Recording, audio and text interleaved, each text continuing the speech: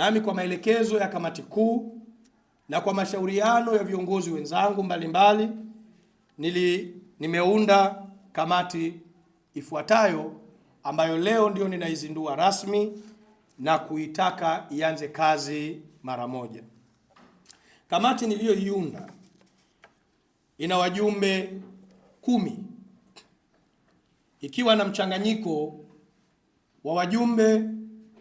kutoka Zanzibar na kutoka Tanzania bara, ikiwa na mchanganyiko wa wajumbe wanaowakilisha jinsi na jinsia mbalimbali na makundi mbalimbali hususan ya vijana, lakini pia ikiwa ina mjumuiko wa watu wenye utaalamu wa kutosha kabisa juu ya masuala ya chama cha siasa kinavyoendeshwa, na ndio tunatamani uzoefu wao na ujuzi wao uweze kutusaidia katika kupata katiba iliyo bora. Lakini la pili, ama kundi jingine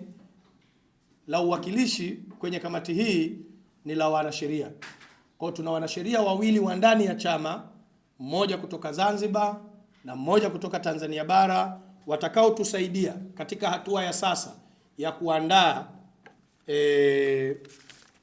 white paper hii ya katiba yetu ya chama. Kamati hiyo itakayokuwa chini ya mwenyekiti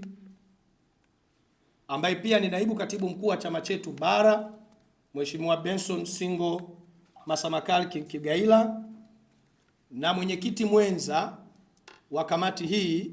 ambaye ni naibu katibu mkuu wa chama chetu kwa upande wa Zanzibar, Mheshimiwa Mohamed. Wajumbe kwenye kamati hiyo ni Mheshimiwa Grace Kiwelu, mjumbe mwingine ni kaka yetu Kabutali, mjumbe mwingine ni mama yetu Susan Limbweni Kiwanga, mjumbe mwingine ni Elia Mawa, mwingine ni Kangeta Esmail, mwingine ni Mheshimiwa Edward Kinabo, mjumbe mwingine ni Mheshimiwa Edward John Mrema, mjumbe mwingine ni Mheshimiwa Esther Fulano, kwa mjumbe mwingine ni Mheshimiwa wakili msomi Ali Omar ambaye anatoka Zanzibar. Kwa hiyo ndiyo kamati niliyoiunda kwa maelekezo ya kamati kuu ya chama chetu ya kutuandalia white paper ama waraka wa maoni ya kuandika katiba ya chama chetu, ikiwa ni utekelezaji wa azimio la mkutano mkuu wa chama chetu. Ninapoizindua kamati hii, ninaomba sana niwaeleze yafuatayo. Tumewapa jukumu hili ambalo ni kubwa sana, jukumu ambalo ndilo tunalolitegemea litoke na nyenzo inayokwenda kulinda ndoto kubwa tuliyokuwa nayo ya kukifanya chama chetu hiki kuwa chama kikubwa cha siasa Afrika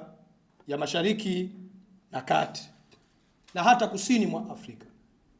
Ni imani yetu kwamba Chauma ina nafasi kubwa sana ya kukua, kuendelea na kuweza kubeba matumaini ya Watanzania katika kudai mabadiliko ya kweli, katika kupigania haki zao, katika kutetea uhuru wao na hata katika kuendesha nchi katika namna ambayo Mwenyezi Mungu ameijalia nchi hii iwe na watu wake wawe.